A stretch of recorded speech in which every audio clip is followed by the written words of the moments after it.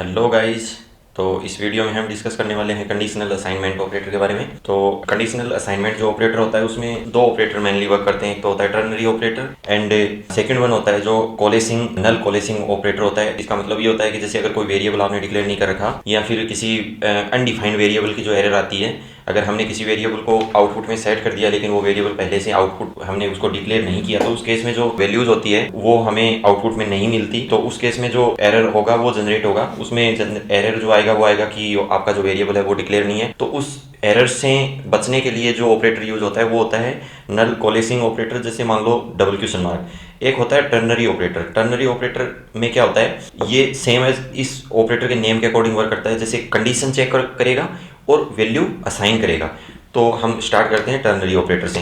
तो ternary operator में दो पार्ट होते हैं, एक तो ट्रू होता है, एक फॉल्स पार्ट होता है। जब हम किसी भी वेरिएबल को चेक करना चाहिए, जैसे मान लो कि मेरे को दो वेरिएबल लेने हैं, जैसे a इक्वल मैंने लिया 20, मैंने b वेरिएबल लिया, इसको मैंने डाला 10। मेरे को चेक करना है कि वैल्यू कौन सी वाली बड़ी है। जो वैल्यू बड़ी हो वो वैल्यू मेरे को थर्ड वेरिएबल में मेरे को मिले।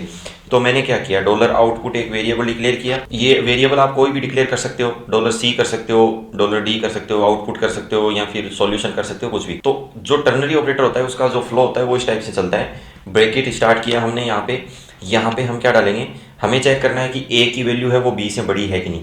तो उस केस में हम क्या चेक करेंगे, a को कंडीशनल जो ऑपरेटर होता है उसके अकॉर्डिंग हम चेक करेंगे, $A ग्रेटर देन है $B से।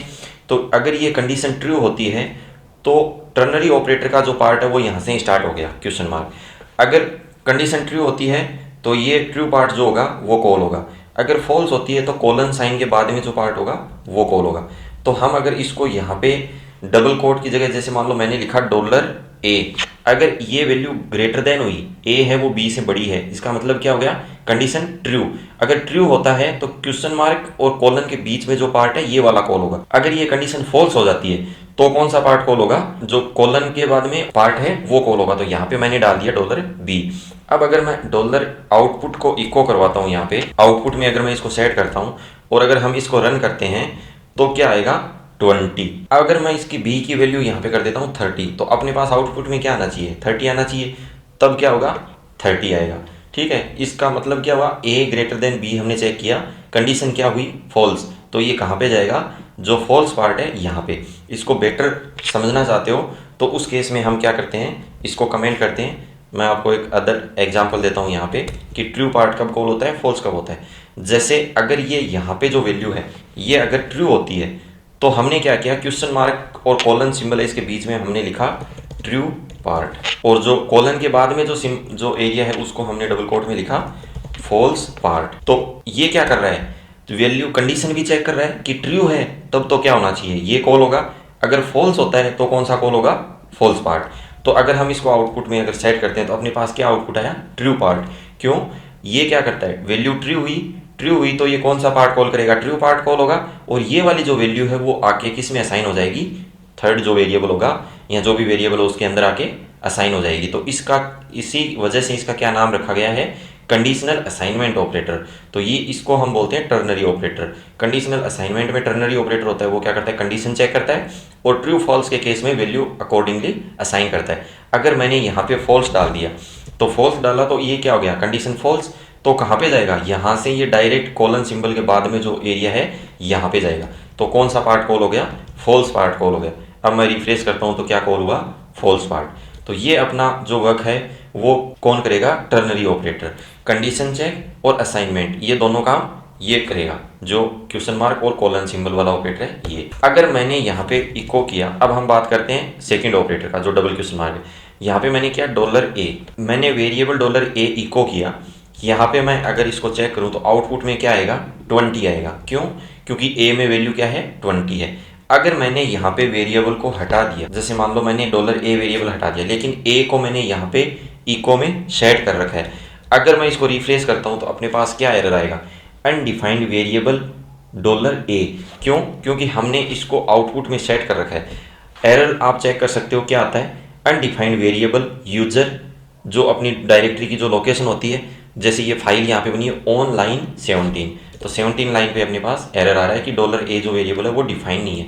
तो इस टाइप की जो एरर्स होती है उनसे बचने के लिए कौन सा ऑपरेटर यूज आता है, नल कोलेसिंग ऑपरेटर यूज आता है। इसको हम क्या करते हैं, जो नल कोलेसिंग जो ऑपरेटर होता है उसमें हम यूज लेंगे double question mark and then zero, या फिर डबल कोट में आप कोई भी स्ट्रिंग डाल सकते हो, एन ए डाल दिया, या फिर अभी के लिए जैसे मान लो हमने जीरो डाला, तो जीरो डाला तो हमने यहाँ पे जीरो वैल्यू सेट होगी।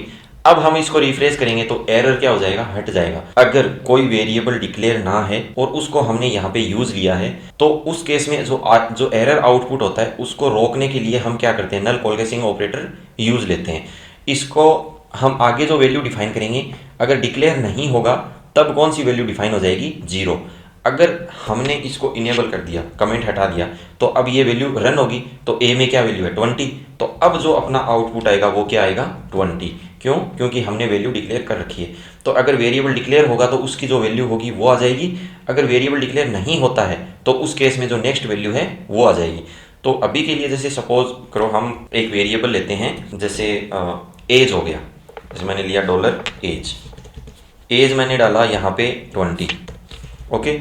अब मैं यहाँ पे इको करता हूँ dollar as double question mark and then zero. जैसे डिफॉल्ट मैं एज यहाँ पे डलवा देता हूँ इसमें, जैसे मान लो 18 डिफॉल्ट डाल दी, या तो अपने को एज मिल जाएगी, अदरवाइज हम क्या चाहते हैं, आउटपुट में 18 चाहते हैं। तो ये या तो आप डायरेक्ट इको कर लो, या फिर इसको लेफ्ट में कोई वेरिएबल डिक्लेयर कर लो, डॉलर आउटपुट एज।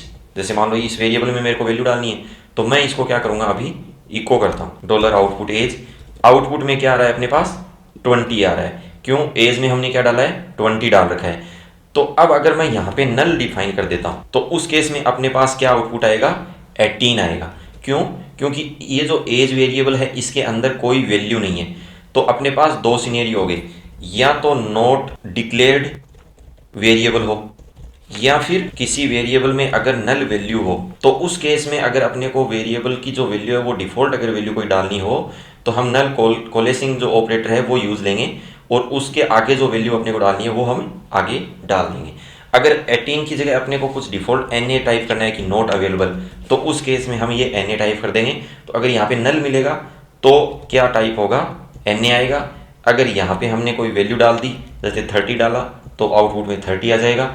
अगर हमने ये वेरिएबल ही डिक्लेयर नहीं किया तो उस केस में भी क्या आ जाएगा, एन ए आ जाएगा। तो अपना जो प्रोग्राम है या फिर जो अपनी फाइल्स होगी वो बीच में ब्रेक नहीं होगी, तो वो कंटिन्यू चलती रहेगी। तो ये जो ऑपरेटर है कंडीशनल असाइनमेंट, इसका ये वर्क है कि कंडीशन चेक करना और वैल्यू असाइन करना, जो टर्नरी ऑपरेटर है उसका। और ये सेम वर्क ही कौन करता है, नल कोलेसिंग जो ऑपरेटर होता है ये करता है। अगर वेरिएबल डिक्लेयर ना हो या वेरिएबल में नल वैल्यू हो तो उस केस में क्या करेगा, एक डिफॉल्ट वैल्यू असाइन कर देगा, और जो अपना सिस्टम होगा वो आगे प्रोसेस हो जाएगा। So that's all for now. Conditional जो असाइनमेंट ऑपरेटर है वो अपना कंप्लीट हो गया। सो अभी मिलते हैं नेक्स्ट वीडियो में।